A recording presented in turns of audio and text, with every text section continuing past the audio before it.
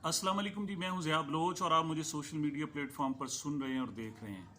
सामीन, इमरान खान साहब की पेशी दर पेशी का सिलसिला जारी है और अब सिर्फ ये नहीं कि उनकी अदालतों में, छोटी से छोटी और बड़ी से बड़ी अदालतों में ना सिर्फ उनकी पेशियाँ हो रही हैं, बल्कि उनके साथ बदतमीज़ी का सिलसिला भी शुरू कर दिया गया और उनको ह्यूमिलेट करना, उन्हें जलील करना भी शुरू कर दिया गया है। इस हवाले से कुछ सहाफ़ियों की खिदमात हासिल की गई हैं और जब इससे भी अरबाब इख्तियार मुतमईन नहीं हुए तो उन्होंने बाकायदा अपने मरकज़ी रहनुमाओं को भेजना शुरू कर दिया है, जिन्होंने जाकर अब इमरान खान के साथ ऊधम मचाना शुरू कर दिया है। इसकी क्या तफसीलात हैं वो बताएंगे कि आज इमरान खान साहब के साथ क्या क्या हुआ, कौन कौन सी अदालत में पेश हुए, उसका मुख्तसर सा जायज़ा। लेकिन साथ आज हम ये भी गौर करेंगे कि आखिर इमरान खान के साथ ये सलूक करने की ज़रूरत क्यों पेश आई है और ये सलूक किया क्यों जा रहा है, ये थोड़ा सा आज हम गौर करेंगे। जी, जैसे मैंने अर्ज़ किया कि इमरान खान साहब 3 रोज़ा पेशियों का सिलसिला है। ये जनाब 3 रोज़ा सीरीज़ है, जिसे कहते हैं जनाब, टेस्ट होता है ना 5 रोज़ा, इसी तरीके से जो वनडे मैच होता है 1 रोज़ा होता है, तो ये 3 रोज़ा सीरीज़ है। 3 रोज़ तक उन्होंने मुसलसल इस्लामाबाद की छोटी से छोटी और बड़ी से बड़ी अदालतों में पेशियाँ भुगतनी है। उसमें बहुत सारे उनके केस हैं और जो आखिरी केस इतलात ये है कि इमरान खान पर जो केसों की तादाद है वो 188 हो गई है और आज उन्होंने इस्लामाबाद हाई कोर्ट में एक और दरख्वास्त दायर की है कि 188 केसों का तो हमें पता है, लेकिन इसके अलावा अगर कोई केसेस हैं तो वो भी हमें बताए जाएं। इमरान खान ने आज कहाँ कहाँ पेशी दी? एक तो सुप्रीम कोर्ट में उन्होंने पेश होना था और आपको पता है कि ये जो पेशी थी ये थी अब्दुल रज़ाक शर एडवोकेट के कत्ल के सिलसिले में उन्होंने पेश होना था। इसके अलावा उन्होंने डिस्ट्रिक्ट कोर्ट्स में बहुत ज़्यादा पेशियाँ थी, इस्लामाबाद हाई कोर्ट में उनकी पेशी थी, इलेक्शन कमीशन में पेशियाँ थी और उनकी JIT में पेशियाँ थी, पुलिस के पास उनकी पेशियाँ हैं। पीर को, मंगल को और बुध को मुसलसल उन्होंने पेश होना है। आज 2-3 अहम वाक़यात हुए। एक तो उनके साथ एक सहाफ़ी ने, नाम नहाद सहाफ़ी ने, तैयब बलोच उनका नाम है और यकीन करें मुझे लफ्ज़ बलोच पर भी अब शर्मिंदगी हो रही है कि तैयब बलोच को ऐसा करना था। उनके साथ बाकायदा बदतमीज़ी की, उसे सहाफ़त नहीं कह सकते हम, बदतमीज़ी कह सकते हैं।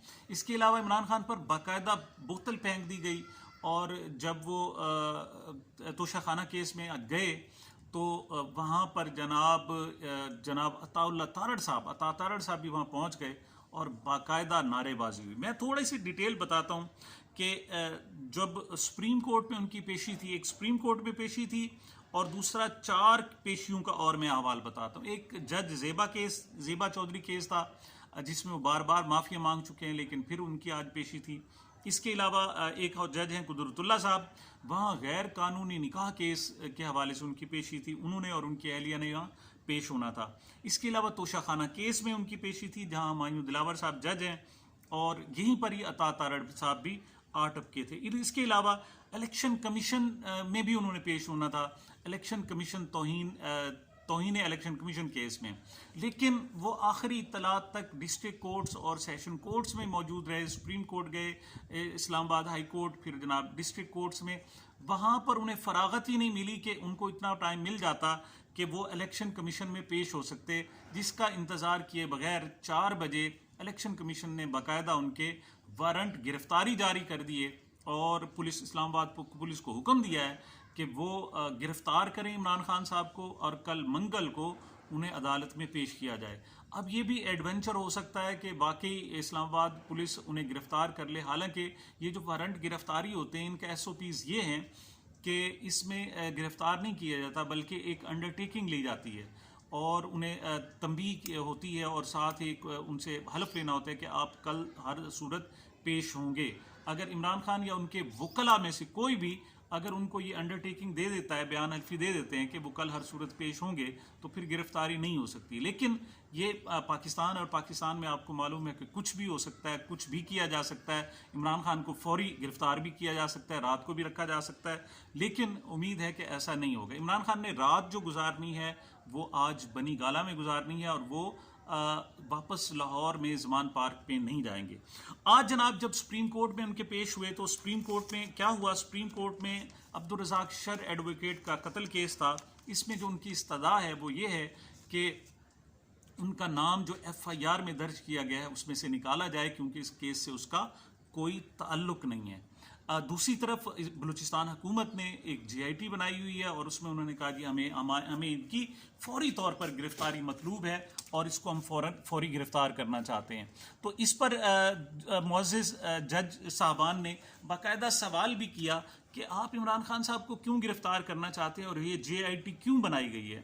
اس کا ان کے پاس کوئی جواب نہیں تھا۔ جواب صرف یہ تھا کہ چونکہ نام ان کا FIR میں موجود ہے لہٰذا اس وجہ سے یہ GIT تشکیل دی گئی ہے اور انہیں ہر صورت گرفتار کرنا ہے۔ دوسری طرف لطیف کھوسہ صاحب نے دلائل دیے اور انہوں نے کہا کہ ان کو بالکل بے بنیاد طور پر اس میں ملوث کیا جا رہا ہے، اور ان کی اہلیہ یعنی مقتول کی اہلیہ باقاعدہ بیان دے چکی ہیں، ویڈیو بیان جاری کر چکی ہیں کہ عمران خان صاحب کا ان کے خامند کے قتل سے کوئی تعلق نہیں ہے، لیکن اس کے باوجود انہیں تنگ کیا جا رہا ہے۔ بہرحال آرگومنٹ سننے کے بعد 9 اگست تک سپریم کورٹ نے عمران خان کی گرفتاری سے روک دیا ہے۔ ایسے میں ایک آرگومنٹ پیش کی گئی اور استدعا کی گئی بلوچستان حکومت کی طرف سے کہ عمران خان کو پابند کیا جائے کہ وہ GIT کے سامنے پیش ہوں، لیکن سپریم کورٹ نے ایسا کوئی بھی حکم دینے سے انکار کر دیا اور انہوں نے کہا جی ہم ایسا کوئی حکم نہیں دے رہے۔ اس کی وجہ یہ ہے کہ جو عمران خان کے وکیل لطیف کھوسہ کا جناب جو موقف تھا وہ یہ تھا کہ ہم GIT کو مانتے ہی نہیں ہیں تو ہم اس میں وہاں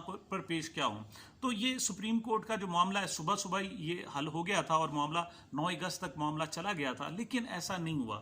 یہاں پر ایک بول ٹی وی کے ایک صحافی ہیں، طیب بلوچ ان کا نام ہے، انہوں نے جناب بدتمیزی کی۔ بدتمیزی میں اسے کہوں گا کہ وہ جو قریب سے گزرتے ہوئے وہ ان کے سامنے جب عمران خان صاحب گزر رہے تھے تو ان کے سامنے آ گئے، راستہ روک لیا اور انہوں نے کہا جی آپ کو شرم نہیں آتی، آپ بے شرم ہیں، آپ جناب کچھ شرم آپ کو آتی ہے یا بالکل ڈھیٹ آدمی ہیں کہ آپ پر اس قدر مقدمات ہیں اور جناب آپ عدالتوں میں پیش نہیں ہوتے۔ جو لفظ استعمال کیا وہ بے شرم تھا اور ڈھیٹ تھا۔ کوئی شخص آپ سے سوال ہی اس انداز میں کرتا ہے، ایک راستہ روکتا ہے اور آپ کو اس طریقے سے سوال کرتا ہے کہ آپ بہت ہی بے شرم آدمی ہیں اور بہت ہی ڈھیٹ آدمی ہیں، تو اس کا جواب کیا دیا جائے؟ تو عمران خان صاحب نے اس کا جواب کوئی نہیں دیا، لیکن بہرحال جو وہاں صحافی موجود تھے جو عمران خان صاحب کے گارڈ سے، انہوں نے طیب بلوچ کو ہٹا دیا۔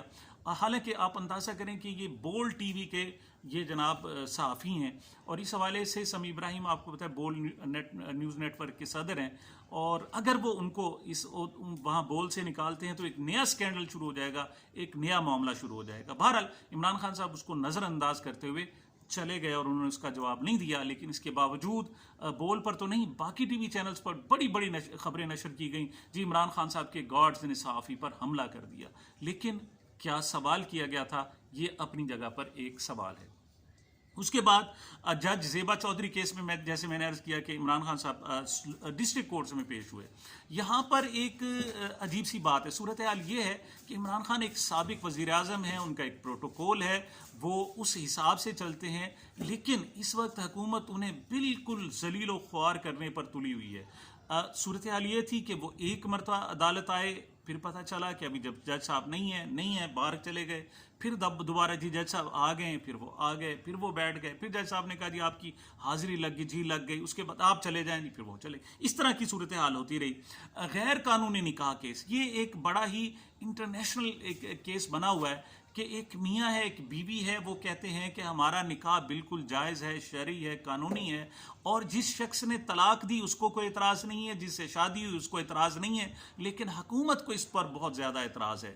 ان کی اہلیہ کہتی ہیں کہ مجھے 9 مہینے پہلے طلاق ہو چکی تھی، بشرا بی بی کہتی ہیں، اس کے بعد میں نے یہ جناب ان سے دوبارہ نکاح کیا عمران خان صاحب سے، لیکن اس کے باوجود ان کو محض ذلیل اور خوار کیا جا رہا ہے۔ اہم جو واقعہ ہوا وہ توشہ خانہ کیس میں جناب ہمایوں دلاور صاحب کی عدالت ہے۔ آپ کو پتہ ہے ہمایوں دلاور صاحب جج صاحب ہیں، ایڈیشنل ڈسٹرکٹ اینڈ سیشن جج ہیں، اور لگتا ایسے ہے کہ بہت زیادہ جلدی میں سپریم کورٹ انہیں اسلام آباد ہائی کورٹ انہیں 7 دن دیتی ہے کہ آپ 7 دن میں عمران خان صاحب کی بات کو فیصلہ سن کر کوئی فیصلہ کریں، لیکن وہ کہتے ہیں نہیں میں نے آج ہی فیصلہ سننا ہے، اور پھر جب عمران خان کے وکلاء آرگو کرنے کی کوشش کرتے ہیں تو وہ کہتے ہیں نہیں میں اب تمہاری بات سنوں گا ہی نہیں، اور اسی وقت وہ فیصلہ سنا دیتے ہیں۔ اس قسم کی صورتحال ہے۔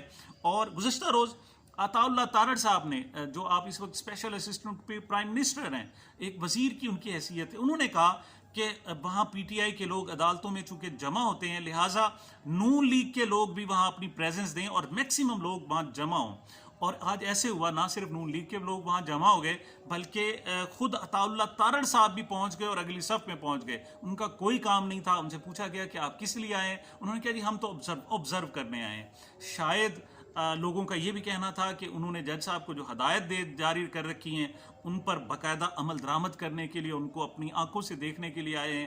بہرحال عمران خان صاحب کو یہاں پر بھی خاصے مشکلات اور مسائل کا سامنا کرنا پڑا. یہاں تک کہ جب وہ ڈسٹرکٹ کورٹ میں جا رہے تھے تو ایک نامعلوم جگہ سے ایک بوتل کی پانی کی بوتل ان پر پھینک دی گئی، اور اگرچہ ان کے ساتھ کچھ شیلڈز تھی بلٹ پروف اور ڈائریکٹ لگ تو نہیں سکی، لیکن میں سمجھتا ہوں کہ ایک سابق وزیر اعظم کو، اپنے ایک سابق ایک پارٹی کے بہت بڑے رہنما کو آپ اس بنیاد پر ذلیل کرنا چاہیں، خراب کرنا چاہیں کہ وہ جناب آپ کے مخالف ہیں، اس سے کیا ہوگا؟